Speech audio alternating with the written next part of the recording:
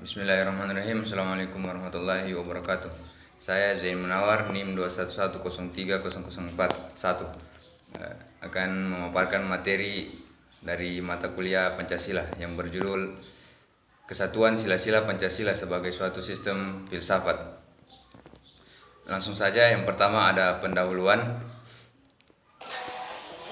Isi sila-sila Pancasila pada hakikatnya merupakan suatu kesatuan dasar filsafat negara Indonesia terdiri atas 5 sila yang masing-masing merupakan suatu asas peradaban.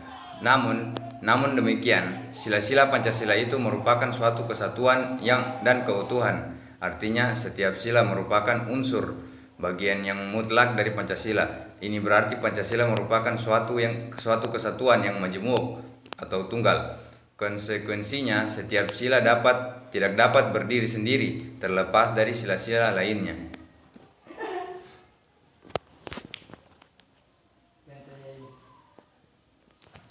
Berikutnya, Pancasila sebagai sistem filsafat.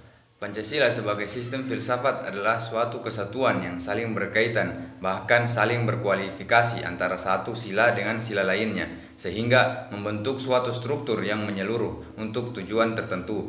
Pemikiran dasar yang terkandung dalam Pancasila yaitu tentang hubungan manusia dengan Tuhan Yang Maha Esa, dengan dirinya sendiri, dengan sesama manusia, dan dengan masyarakat bangsa. Kesatuan dasar aksiologi Pancasila. Pancasila secara aksiologi memiliki tiga dimensi nilai. Ketiga nilai tersebut adalah nilai dasar, yaitu nilai-nilai dasar dari Pancasila yang tidak dapat dibantahkan lagi, yang meliputi nilai ketuhanan, nilai kemanusiaan, nilai persatuan, nilai kerakyatan, dan nilai keadilan. Kemudian dimensi nilai kedua adalah nilai instrumental, yaitu nilai yang berbentuk norma sosial dan norma hukum yang selanjutnya akan terikstalisasi dalam peraturan dan mekanisme lembaga-lembaga negara. Dimensi nilai ketiga adalah nilai praksis, yaitu nilai yang sesungguhnya kita laksanakan dalam kenyataan, sekaligus sebagai batu ujian apakah nilai dasar dan nilai instrumental itu benar-benar hidup dalam masyarakat. Berikutnya, nilai dasar Pancasila. Sifat nilai dasar Pancasila merupakan hakikat dari kelima sila, yaitu ketuhanan yang Maha Esa, kemanusiaan, persatuan, kerakyatan, dan keadilan. Nilai instrumental.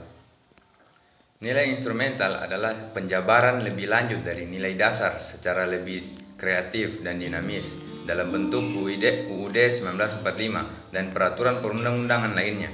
Dalam tata urutan peraturan perundang-undangan negara menurut UU nomor 10 tahun 2004, nilai instrumental ini dapat berubah atau diubah.